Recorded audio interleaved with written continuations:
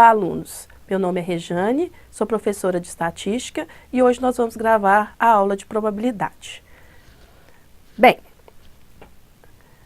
vamos começar com uma introdução. Então, a gente pode dizer que os fenômenos estudados pela estatística são fenômenos cujo resultado, mesmo sob condições normais de experimentação, eles variam de uma observação para outra, dificultando dessa maneira a previsão de resultados. Então pense que a gente fosse, por exemplo, lançar um dado. Então, quais são os possíveis resultados do lançamento de um dado? 1, 2, 3, 4, 5 ou 6. Então, cada vez que a gente lança esse dado, a gente conhece qual o provável resultado, mas exatamente quem vai sair, a gente não consegue prever. Por isso que a gente estuda a probabilidade. Então, a gente começa falando do que é um experimento aleatório. Então, a fim de entendermos melhor a caracterização desses experimentos, vamos observar o que há de comum neles. 1. Retirar uma carta de um baralho de 52 cartas e observar o seu naipe. Uma outra coisa que pode acontecer é jogar uma moeda 10 vezes para cima e observar a face superior, que pode ter dado cara ou coroa. Jogar um dado e observar o número mostrado também para a face de cima, que eu já havia falado no slide anterior. Bem, dessa análise, a gente pode verificar que cada experimento poderá ser repetido sob as mesmas condições indefinidamente. A segunda coisa também que a gente pode observar é que a gente não conhece um particular valor do experimento, a priori, antes dele acontecer. Porém, a gente pode descrever todos os possíveis resultados desse elemento. Quando a gente tem experimentos aleatórios dessa forma, a gente pode calcular a probabilidade de ocorrência desse evento. Ok? Então, daí a gente vai definir o que a gente chama de espaço amostral. O espaço amostral de um experimento aleatório é um conjunto de todos os possíveis resultados. Por exemplo, vamos pensar num evento, que é lançar o dado e observar a face superior. Então, o espaço amostral ômega é uma letra grega no qual a gente caracteriza, a gente nota o espaço amostral, pode ser cara ou coroa.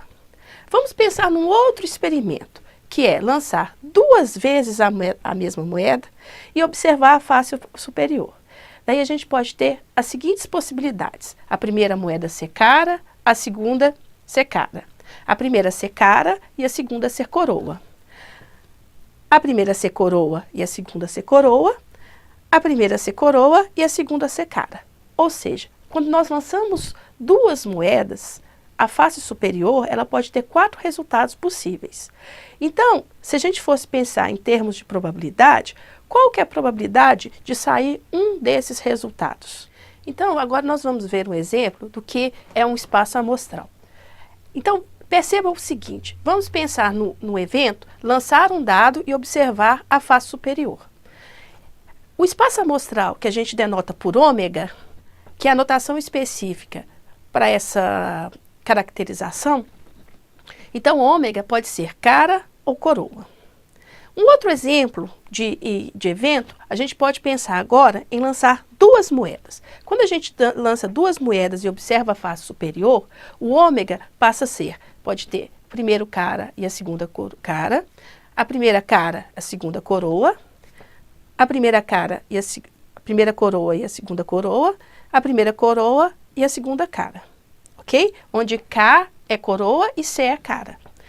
Bem, quando isso acontece, nós temos 4 possíveis resultados do nosso evento. Ok? Então vamos para frente um pouquinho que a gente vai entender melhor. Um evento é qualquer subconjunto do espaço amostral. Se a gente voltar lá na disciplina de matemática básica, nós vimos o que é a teoria de conjunto. Então, o espaço amostral equivale ao conjunto universo e o evento equivale a um subconjunto desse conjunto universo. Então, o que seria um evento dentro de um espaço amostral? Então, evento é qualquer subconjunto do espaço amostral. Então, vamos ver um exemplo. Seja E lançar uma moeda 3 vezes e observar a face superior. Então, quando a gente faz esse experimento, a gente vai ter o seguinte espaço amostral. Cara, cara, cara, cara, coroa, cara, coroa, coroa, cara, coroa, cara, cara, cara, cara, coroa, cara, coroa, coroa, coroa, coroa, coroa, coroa, cara, coroa. Ou seja, o tamanho do nosso espaço amostral é igual a 8. Então, vamos pensar num evento A agora, que é ocorrer pelo menos 2 caras. Então, olha, quando ocorre 3 caras, 1, 2, 3, ocorreu 2. Então, ele está dentro do evento. Cara, coroa, cara, está dentro do evento. Coroa, cara, cara e cara, cara, coroa. Então, esse evento A que a gente mostra aqui tem pelo menos 2 caras. Observe que, se a gente tomar o espaço amostral, que é o conjunto universo, e o evento A tem 4 elementos, enquanto o conjunto amostral tem 8. Então, o que a gente quer fazer daqui a um momento é calcular a probabilidade de ocorrer o evento A dentro desse espaço amostral. Então, vamos pensar num outro exemplo. Seja o experimento aleatório, lançar um dado e observar a face superior. Então, o meu espaço amostral, ômega, para esse experimento aleatório, será 1, 2, 3, 4, 5, 6, que são os possíveis resultados quando a gente lança um dado. Agora, vamos pensar no evento B, que é ocorrer um múltiplo de 2. Então, dentre esses que estão aqui no meu espaço amostral, quais são os múltiplos de 2? 2, 4 e 6. Então, a gente tem aqui meu evento B. Eu poderia pensar num outro evento, por exemplo, menores que 4. Então, quem seriam os menores que 4? 1, 2, 3. Poderia pensar no evento onde a gente teria os ímpares. 1, 3 e 5. E assim sucessivamente.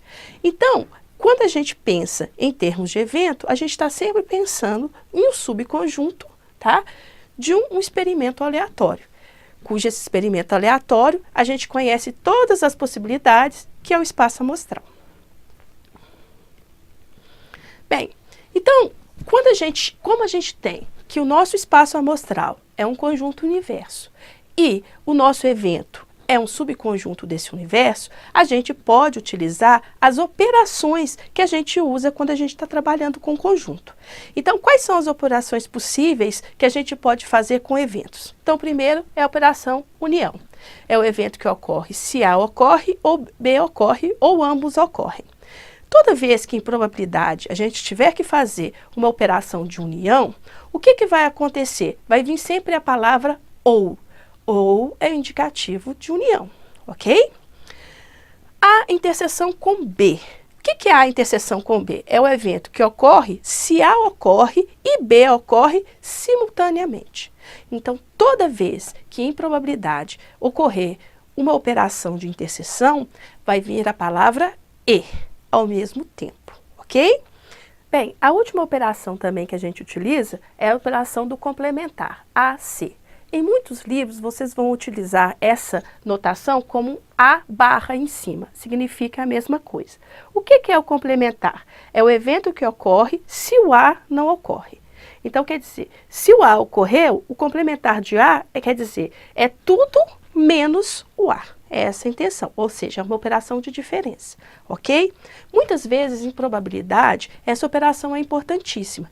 Por quê? Porque eu preciso calcular uma soma muito grande e eu sei que aquele evento foi o único que não aconteceu. Então, eu utilizo o complementar uma forma de facilitar as nossas contas. Vamos passar.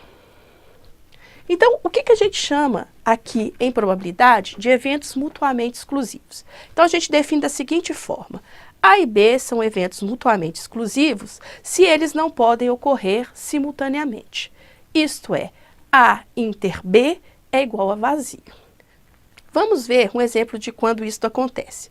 Então, vamos pensar num experimento onde lançar um dado e observar a face superior. Então, como a gente já havia visto, o espaço amostral é 1, 2, 3, 4, 5, 6. Então, a gente vai considerar os seguintes exemplos. O evento A é ocorrer a face par, ou seja, 2, 4 e 6. E o evento B é ocorrer a face ímpar, 1, 2, 3 e 5. O que acontece com a interseção entre A e B? Não existem elementos em comum. Quer dizer, então, que essa interseção é vazia. Então, se isso ocorre, significa que A e B são mutuamente exclusivos. Significa que se eu somar o A e o B, eu vou encontrar o espaço amostral ômega. Quando isso acontece, que eventos são mutuamente exclusivos entre si e a soma dá o espaço amostral, a gente diz que a gente tem uma partição do espaço amostral. Bem, e o que seria um espaço amostral equiprovável? Quando temos a mesma probabilidade de cada ponto amostral, chamamos o espaço amostral de equiprovável ou uniforme. Em particular, se ômega tem n pontos amostrais, então a probabilidade de cada ponto será 1 sobre n. Por exemplo, isso é uma coisa que aguça a curiosidade de muita gente. Se nós formos jogar na Mega Sena, o jogo da Mega Sena é o quê? São 6 números em 60 possíveis. A probabilidade de qualquer jogo da Mega Sena sair é a mesma para todos. Mas muitas vezes a gente pensa que números em sequência são mais difíceis de sair do que números espaçados. Isso é uma falsa impressão. Quer dizer o seguinte, se eu for jogar na Mega Sena e jogar 3, 4, 5, 6, 7, 8, a probabilidade do meu jogo sair é a mesma de eu jogar, por exemplo, 7, 13, 24, 36, 52 e 55. A gente tem a falsa impressão que números espaçados têm a mesma probabilidade. A probabilidade de qualquer jogo sair na Mega Sena é 1 sobre 50 milhões. Por isso que é muito difícil. O que acontece é que, como muitas pessoas jogam, a cobertura do espaço amostral ela acontece. Por isso que sempre alguém ganha. Não porque o jogo que ele fez tem maior probabilidade de sair. Então, a gente já fica aprendendo aqui que o jogo da Mega Sena está no espaço equiprovável. Bem, a partir do momento que a gente define um espaço equiprovável, a gente pode definir probabilidade. Então, vamos lá. Vamos primeiro fazer uma definição formal e depois a gente pega um teorema, que é o que a gente vai usar nos nossos cálculos.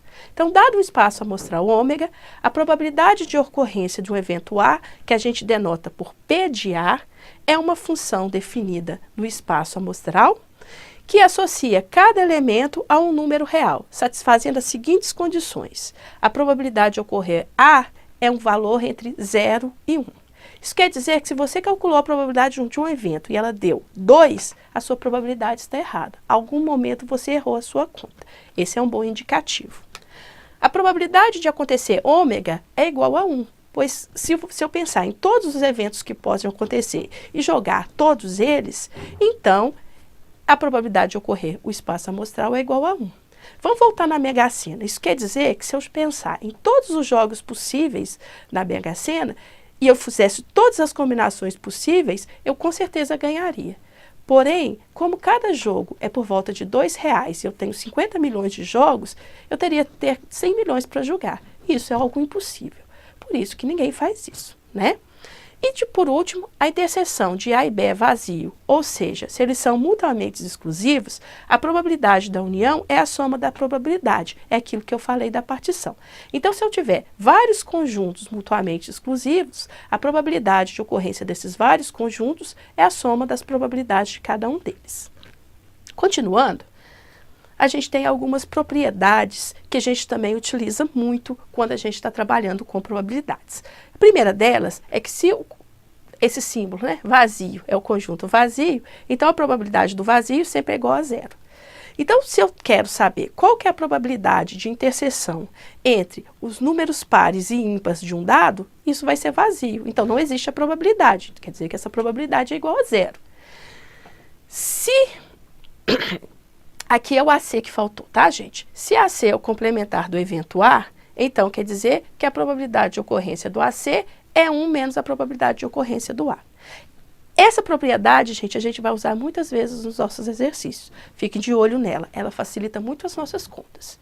Por último, se A é um subconjunto de B, então quer dizer que a probabilidade de A tem que ser menor ou igual à probabilidade de ocorrência do B, ok? Teorema da soma. Isso a gente poderia falar que é uma propriedade ou falar à parte, não tem problema. Se A e B são dois eventos quaisquer, então a probabilidade de A união com B é a probabilidade de A mais a probabilidade de B menos a probabilidade de A inter B. Isso é a mesma coisa que a gente viu lá na teoria de conjuntos, que quando a gente ia unir dois conjuntos era o quê? A união com B menos a interseção. Então, é só colocar a probabilidade na frente, que vale também para a probabilidade. Essa é uma outra propriedade que a gente usa muito. Quero chamar a atenção que na definição de probabilidade, a gente fala que quando A inter B é vazio, a soma é a soma das probabilidades. se não existe interseção. Se existir interseção, nós temos que tirá-la. Essa é uma observação importante, vocês têm que ficar de olho. Pense o seguinte, aquela definição vem daqui.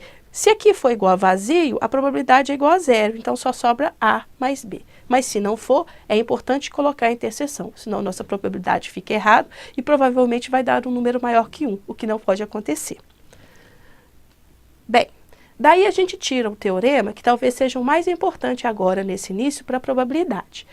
Se o espaço ômega é um espaço equiprovável com N pontos amostrais, e se o evento E contém M pontos favoráveis, ou seja, o número de ocorrências daquele evento, né? Então, a gente pode definir que a probabilidade de ocorrência do evento é M sobre N, ou seja, M é o número de casos favoráveis, número de ocorrências do evento, sobre o total de ocorrências, que é o tamanho do meu espaço amostral. Daí agora a gente vai ver alguns exemplos. Então, primeiro exemplo.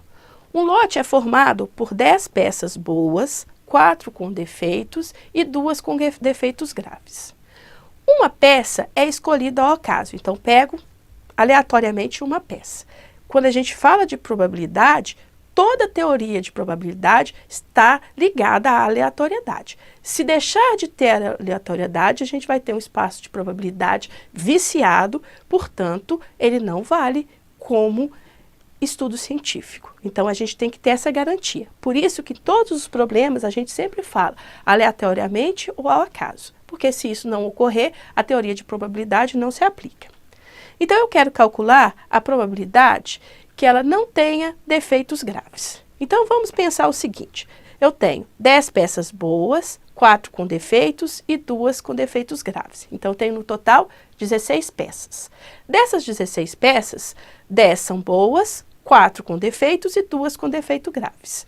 Então, vamos passar para o próximo slide que a gente vai poder entender isso melhor. Então, N igual a 16 é o tamanho do espaço amostral. Gente, teve um probleminha aqui no slide, que aqui está a palavra não. Na realidade, aqui eu estou calculando a probabilidade que ela tenha defeitos graves. Então, a probabilidade de defeitos graves são 2 peças com defeitos graves no total de 16. Então, isso dá 1/8. Bem, a segunda ela não tenha defeitos graves. Significa, se ela não tem defeito grave, ela tem defeito ou ela é boa. Observe como eu usei ou aqui, então vou usar o símbolo de união. Então, isso que é a probabilidade de ter defeito, união com a probabilidade de ser boa, é o quê? A probabilidade de defeito mais a probabilidade de ser boa. Lembrando que ou uma peça tem defeito grave ou ela é boa. Então, quer dizer, a interseção entre esses elementos é igual ao conjunto vazio. Por isso, aqui é a soma das probabilidades, ok? Então, isso vai ser 4 sobre 16 mais 10 sobre 16, que é igual a 14 sobre 16, que é igual a 7/8. Se quiser dar a forma decimal, basta dividir 7 por 8, multiplicar por 100, a gente teria o resultado em percentual. Mas não existe a necessidade da gente fazer isso. Uma outra possibilidade, olha, não ter defeito grave, eu poderia pensar que isso é o complementar de ter defeito grave. Então, eu poderia ter feito o quê? A probabilidade de 1 menos a probabilidade de ter defeito grave. Ou seja, seria 1 menos 2 sobre 16, que seria 14 sobre 16, que seria 7/8, exatamente como a gente viu aqui. Então, essa é uma outra forma de calcular aqui, nesse caso, a probabilidade de não ter defeito grave, ok? Vamos para o próximo. Então, qual que é a probabilidade dela ser boa? Então, a gente viu lá no exemplo que existem 10 boas em 16 peças. Então, a probabilidade dela ser boa é 10 sobre 16, que é igual a 5/8, ok? Uma outra possibilidade é que ela não tenha defeitos. Tá? Então, a probabilidade dela não ter defeito é a probabilidade de ela ser boa, união com a probabilidade dela ter defeito grave. Ou seja, a probabilidade dela ser boa mais a probabilidade dela ter defeito grave, que é 10 sobre 16 mais 2 sobre 16, que é igual a 12 sobre 16, que é igual a 3/4. Bem, aqui nesse caso, muita gente poderia falar, ela não tem defeito, quem tem defeito grave tem defeito. Isso é correto. Mas como a gente dividiu uma partição do espaço amostral em defeito, defeito grave e boa, significa que quando eu digo não ter defeito, eu estou pensando no evento defeito que eu coloquei lá no início. É uma questão de interpretação. A gente falou em partição do espaço amostral, então a gente considerou aqui defeito somente o que a gente disse lá no início do problema, que era defeito, ok? Bem, agora a gente vai definir o que é uma probabilidade condicional.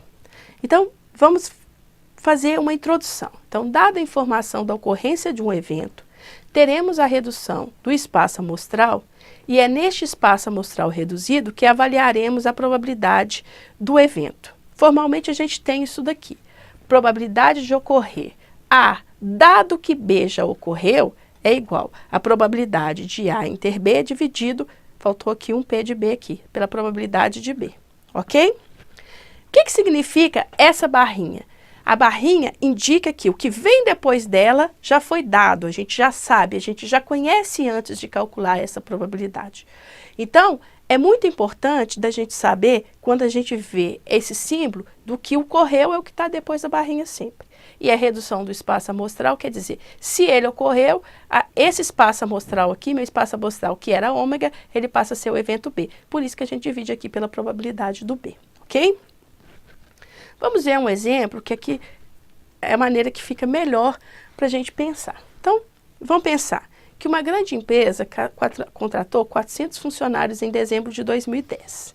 Em dezembro de 2014, a situação funcional desses funcionários é descrita no quadro abaixo. Então, a gente tem a situação funcional, demitido ou continua trabalhando, ok? E a gente tem o sexo do funcionário, masculino e feminino. E a gente tem aqui o total e aqui o total geral. Então, esse tipo de tabela, que é uma tabela de dupla entrada, ela nos dá várias informações. E várias vezes em probabilidade a gente tem essas tabelas para fazer os cálculos. Então, observe o seguinte, essa coluna aqui, ela indica o sexo masculino. Então, olha, eu tenho 200 demitidos e 50 que continuam trabalhando. Mas independente deles ser demitido ou continuar trabalhando, eles são do sexo masculino. Quer dizer, então o total de eventos do sexo masculino é igual a 250. Na hora que a gente volta para essa segunda coluna, a gente tem a informação do sexo feminino. Essa informação é a seguinte, 100 foram demitidos e 50 continuam trabalhando. Então, a gente tem um total de 150. Se a gente somar o total do sexo masculino com o sexo feminino, a gente vai ter 400, que é o tamanho do meu espaço amostral. Vejam bem, mas dentro do evento ser do sexo masculino ou do sexo feminino, a gente tem um outro evento que é a situação funcional, que é demitido ou continua trabalhando. As pessoas demitidas, elas podem ser tanto do sexo feminino quanto masculino e igualmente continuar trabalhando. Então, se a gente quer utilizar o evento situação funcional, a gente tem que olhar aqui na linha. Ok? Então, a primeira linha aqui é a linha dos demitidos. Então, a gente tem 200 do sexo masculino, 100 do sexo feminino, no total de 300 demitidos. Na segunda linha, que continua trabalhando, a gente tem 50 do sexo masculino, 50 do sexo feminino, no total de 100. Sendo que se eu somar a situação funcional, eu tenho que dar os mesmos 400 aqui. Ok? Então, vejam bem, aqui, nessa linha aqui, e nessa coluna aqui, desculpa, e nessa linha aqui, a gente tem as linhas e colunas dos totais. Então, a gente tem os totais de cada um dos eventos. No meio, a gente tem a interseção desses eventos. Então, olha aqui, quando a gente vê esse número 100, o que esse número 100 aqui representa? Ser do sexo feminino e ser demitido. O que esse 200 aqui significa? Ser do sexo masculino e ser demitido, ok? Então, quando a gente fala ser do sexo masculino e ter sido demitido, a gente está falando aqui de uma interseção. Então, no caso, quando a gente tem os quadros, essas tabelas de dupla entrada, quais são as informações que a gente tem? Total geral, que é o tamanho do espaço amostral, total de cada um dos eventos e as interseções dos eventos. Então, como a gente conhece esses valores, a gente pode calcular as condicionais. Então, na realidade, o que é a condicional? Dado que eu sei que ela é do sexo masculino, quer dizer, o meu espaço amostral passa a ser de quê? 250. Qual que é a probabilidade dele ter sido demitido? Então, 200 sobre 250. A gente vai ver no slide posterior agora a forma de calcular isso por meio de fórmulas. Mas se a gente consegue entender o que é a tabela, a gente não precisa nem usar a fórmula para fazer esses cálculos. Então vamos pensar uma outra coisa. Olha, qual que é a probabilidade dele continuar trabalhando e ser do sexo feminino? Então eu tenho 50 que continuam trabalhando e são do sexo feminino, num total de 400. Então, o que é isso? É a probabilidade de ser do sexo feminino, inter a probabilidade de estar trabalhando. É uma interseção. Então, vamos para o exemplo aqui. Então, qual que é a probabilidade dele ser do sexo masculino? Eu já havia falado do exemplo anterior que a gente vai colocar a fórmula. Então, eu chamei o evento sexo masculino de M. Então, eu tenho o total de 250 homens sobre um total de 400. Então, isso dá 5/8. Bem, a segunda pergunta. De ser do sexo masculino e ter sido demitida. Demitida, não, aqui é demitido. Então, a probabilidade de ser do sexo masculino, inter a probabilidade de ter sido demitida. Então, o que acontece aqui? Então, a gente tem, vou voltar aqui no slide. Aqui, ó, masculino e demitido, 200 sobre 400. Então, 200 sobre 400, que dá 1/2. Aqui a gente vai aplicar a fórmula de condicional, que é o que a gente está dando exemplo. Então, sabendo que é do sexo masculino, então observem que o dado, que manda o dado, é a barrinha. Então, M está depois aqui. Qual a probabilidade de ter sido demitido? Então, a probabilidade de D.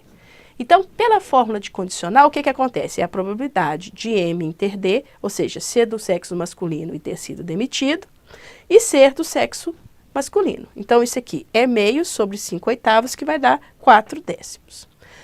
Muitas vezes vai falar, ah, professora, mas é muito mais fácil vir aqui na minha tabela. Então, olha, ser do sexo masculino e ter sido demitido, 200 sobre 250, que eu vou obter os mesmos 4/10 aqui. Ok, sem problemas nenhum. Só que tem um porém aqui. Qual que é o porém? Se eu não tivesse a tabela, eu tivesse já te dado as probabilidades sem conhecer o tamanho do meu espaço amostral. Então, nesse caso, vocês teriam de usar a fórmula mesmo. Então, eu poderia dar uma tabela aqui em que constariam as probabilidades e que aqui seria igual a 1. Então, a única forma de resolver seria utilizando as fórmulas de condicional. Ok? Então, vamos passar para o próximo. Então, da definição de probabilidade condicional, a gente tem um importante teorema. Então, como eu havia falado na sessão anterior, muitas vezes existem alguns problemas que a gente conhece a probabilidade de ocorrência de um deles e conhece a condicional de ocorrência. E a gente quer saber qual que é a probabilidade de ocorrência simultânea, ou seja, a interseção. Se esses eventos, eles não são independentes, então como que a gente faz isso? Então, a gente fala, é só pegar a fórmula da condicional aqui, vou voltar. Olha, pegar a fórmula da condicional aqui, se a gente passa o P de B para o lado de cá, a gente encontra o A inter B. Então, isso que a gente quer, que a gente chama de teorema do produto. A probabilidade de ocorrer A inter B é igual à probabilidade de ocorrer A dado V vezes a probabilidade de B, ou a probabilidade de A inter B também pode ser a probabilidade de ocorrer B dado A vezes a probabilidade do A. Qualquer uma das coisas que a gente fizer, das duas, a gente tem essa interseção aqui, ok? Bem, muitas vezes a gente confunde quando usar teorema do produto e quando usar a independência estatística, que a gente vai ver posteriormente. É mais ou menos quando a gente tem a união. Quando a gente tem um conjunto de união, se são mutuamente exclusivos, é a soma direta, se não, a gente tem que fazer menos a interseção. A mesma coisa quando a gente tem que usar o teorema do produto. Se eles não são independentes, a ocorrência de um depende da ocorrência do outro, a gente usa o teorema do produto. Ou seja, a condicional vezes a probabilidade de ocorrência daquilo que a gente quer saber. Então, gente, agora a gente vai ver um exemplo de aplicação de teorema do produto. Então, vamos observar aqui. A fábrica A produziu 7.000 lâmpadas e a fábrica B, 9.000 lâmpadas. 70% das lâmpadas de A são boas. 80% das lâmpadas de B também são boas. Escolhe-se uma lâmpada ao acaso das 16.000 lâmpadas. Qual a probabilidade de que ela seja defeituosa e da marca B? Então, eu quero interseção. Seja boa e da marca A. Então, pelo teorema do produto, o que a gente pode dizer? A probabilidade dela ser defeituosa e da marca B, uma vez que a gente conhece a probabilidade dela ser boa, vindo que ela veio da fábrica B, e dela ser boa, vindo que ela veio da fábrica A gente vai calcular aqui no próximo slide. Então, vejam bem, eu tenho 16.000 lâmpadas, que é o tamanho do meu espaço amostral, né? Que eu somei A e B, né? Porque não existe interseção entre A e B. Então, a probabilidade de vir da fábrica A, de eu escolher uma lâmpada e ela vir da fábrica A, é 7.000 sobre 16.000, utilizando definição de probabilidade. Isso vai me dar 0,4325, ok? A probabilidade... 25 não, aqui está errado, aqui é 75, aqui é 25. Dela vir da fábrica B é 9.000 sobre 16.000, então vai dar 0,5625 aqui. O problema me deu a probabilidade dela ser boa, dado que ela veio da fábrica A. Ele falou 70%, então é 0,70. E a probabilidade ser boa, dado que ela veio da fábrica B. Então, isso dá 80%. Como no lote, a peça ou ela é boa ou ela é defeituosa, então, se a probabilidade dela ser boa da fábrica A é 70, dela ser defeituosa e ter vindo da fábrica A é 0,30, que é 30%. Como a probabilidade de ser boa vindo da fábrica B é 80%, ou seja, 0,80, quer dizer que a probabilidade dela ser defeituosa, dado que ela veio da fábrica B, é 0,2, ou equivalente a 20%. Daí, com esses dados aqui que a gente tirou do enunciado do nosso problema, a gente pode responder as perguntas. Então, qual que é a primeira pergunta? Ela seja defeituosa e da marca B. Então, o que eu quero calcular aqui? A probabilidade dela ser defeituosa, inter, C de B. Como eu havia dito antes, toda vez que vier I, quer dizer interseção, ok? Então, o que vai ser isso? Utilizando o teorema do produto, então isso é a probabilidade dela ser boa, vezes, ela vir da fábrica B, desculpa, vezes a probabilidade dela ser defeituosa, dado que ela veio da fábrica B. Então, isso vai ser 0,5625 vezes 0,20, que é igual a 0,1125. O que significa isso em termos de porcentagem? 11,25%. Isso quer dizer que a probabilidade dela ser defeituosa e ter vindo da fábrica B é de 11,25%.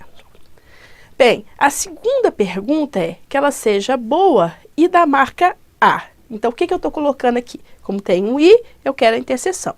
Então, eu vou calcular aqui a probabilidade dela ser boa, inter, a probabilidade dela ter vindo da fábrica A.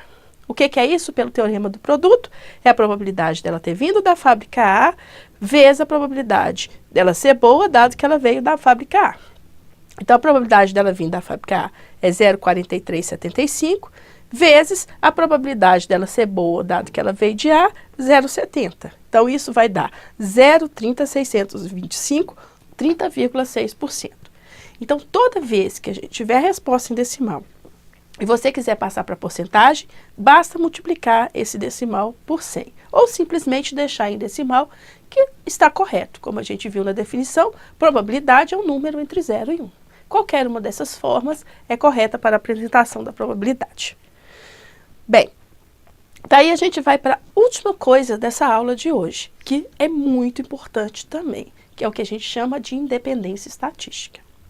Então, o que acontece? A gente diz que dois eventos são independentes se a probabilidade de A é igual à probabilidade de A ocorrer, dado que o B ocorreu.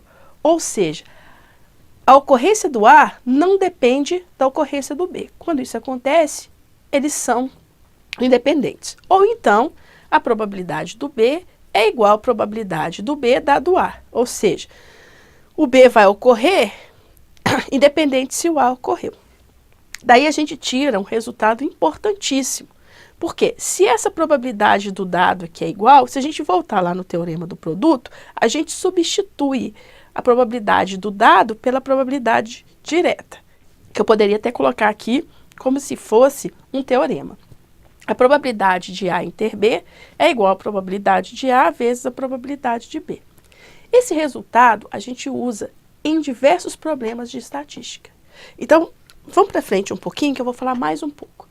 Agora, eu posso ter uma partição do meu espaço amostral. Então, quer dizer, eu pego o meu espaço amostral e divido em eventos A1, A2, A3, A4, AN, eventos finitos, tá?